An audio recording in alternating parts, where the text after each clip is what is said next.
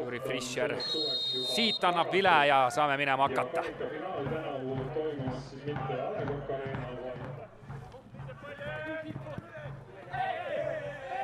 Ikka lastakse mängida ja nüüd Pajol on ruumi, aga siin abi ei ole veel.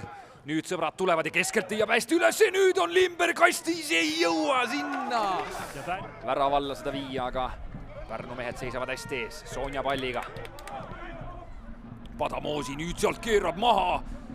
Kogus Vapruse ridades ja nüüd on ikkagi leidnud koha algkoosseisus. Natukene tundub käega mängu moodi, aga lastakse mängida. Lepik ise tuleb ja sealt on nüüd võimalus. Tuleb veel Pajo! Ei tule. Ja tihtipeale need kellaajad on sellised, aga nüüd saab Kõlvart panna!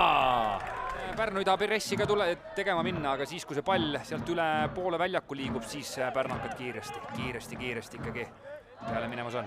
Ja, eks siiamaani on päris hästi oodatud seda õiget momenti, millal siis see ülemine kolmik või nelik pressi läheb, et niisama poole platsi peal need meetrid pole mõtet see tühja joosta. William nüüd palliga tahab üksi, tuleb läbi!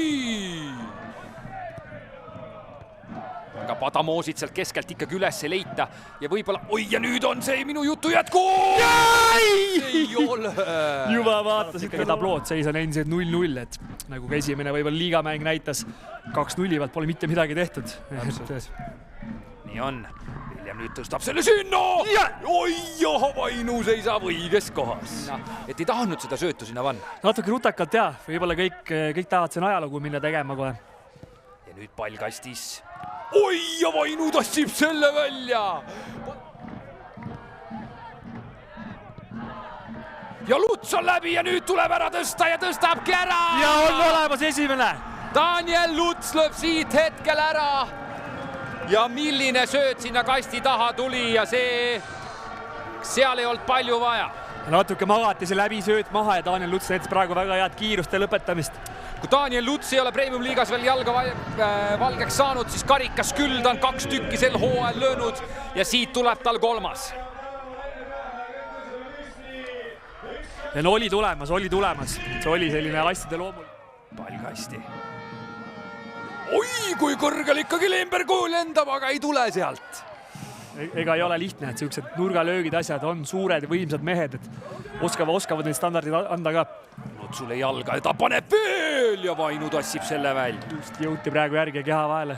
Miller ja paremale vasakul äärel juba on Paide mehed tulemas. Milleril uuesti ja lööb, oi, kui ilusti üritas sinna tõsta. Pall kastis. Hästi jätku tuleb! Vainu ära ei löö teist korda ka! Ai!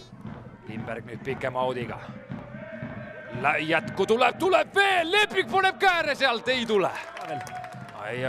Lepik läheb jookseb ikkagi Frisseri juurde ja ütleb ka, et vaata järgi ikkagi kaamera vaade.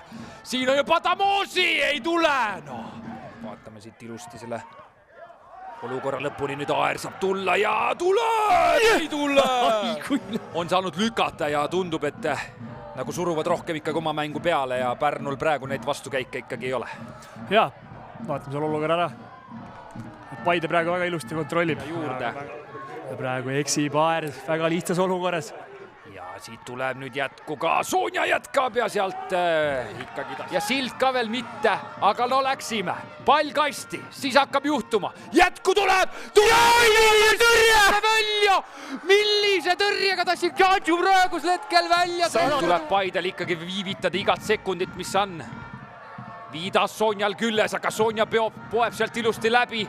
See on täiesti soolo ja Anier lükkab nurka ja nüüd on otsustatud, sõbrad! Nüüd on otsustatud, mees seisab, jala tarkis ja pannakse jala peale see pall ja lihtsalt lükkab nurka. Siin ei ole enam midagi teha. 2-0 on ikkagi tõsiasi ja Paide siit finaali läheb. No super töö Sonjat, tegi ta neid driblinguid siin tükki 5, aga nüüd üks õnnestus ja Anier taktikaliselt kogemustega seisab õiges kohas, juured maas ja lükkab selle palli sisse ära. Nagu ikka ütleb see ütlus, kui ise ei löö, siis lüüakse sulle ja tänase ikkagi praegusel hetkel viimase 5 minuti kontekstis ikkagi kõlab hästi. Meieni on jõudnud Pärnu Vapruse kapten Kevin Aaloe. Tänane mäng selline. Esimesel poolajal Paide tuli kõva pressiga peale. Ei saanud hästi tulema. Statistika ka esimesel poolajal oli ikkagi kõvasti Paide kasuks. Miks see mäng algus kohe niimoodi läks? Ja öelda. Ma arvan, et natuke kartsime, võib-olla kuidagi alateaduses. Tähtis mäng ja kuidagi läksime alaloidlikult peale sellele. Teine poolek täiesti teine, läksime väga palju julgemalt ja kohe nad hakkasid eksima. Me andsime esimene poolek liiga palju ruumi ja vabadust neile, siis muidugi nad oskavad mängida. Kohe kui surve alla panna, siis see võrdsustusmäng. Me läksime liiga alaloidlikult peale, ma arvan. Kuidas ise selle teise poole kokku võtaksid, nagu ütlesid, teisel poolel tulite hästi välja, omad momendid tekkisid ja tegelikult täitsa lõpuheel enne teist väravat oli tegelikult väga lähedal ikkagi vigivärav ka. Ja, nagu oligi jutuajamine oli tõsine sees, et come on, et lähme julgemalt peale, et me ei saa lasta neil siin kiigutada. Täitsime selle eesmärgi ära ja kohe ju tekkisid variandid ja me tundsime seda momentumit, aga me ei saanud siit midagi jälle näppude vahel, et see on nagu väga kahjuna. Millest nüüd suures pildis ikkagi Pärnu Vaprusel puudu lõpuks jäi selles mõttes, et mitte mängida oma rannastaadionil seda finaali? Realiseerimine puhtalt. Kaitses, muidugi 2 laset taha lüüa siis ka kaitses, aga ongi see realiseerimine, et kui see ühe saad kätte, siis Paide hakkab veel rohkem väristama ja kõik see, et me ei saanud seda ühte väravat, mis oleks võib-olla veel rohkem muutunud mängu, et realiseerimine siis. Maikel, täna siis sedasi saite 2-0 võidu, kuidas ise selle kõik täna kokku võtaksid?